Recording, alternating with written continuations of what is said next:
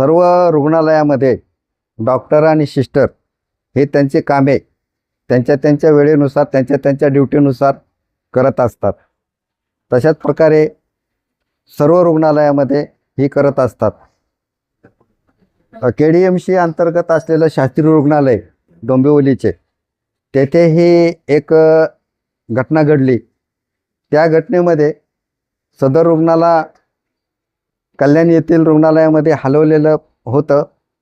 Patient चांगला होता, सगळं झालं, परंतु काही लोकांच्या युगोमुळे तिथे डॉक्टरावर आणि सिस्टरवर मारहाणीचा प्रकार झालेला आहे.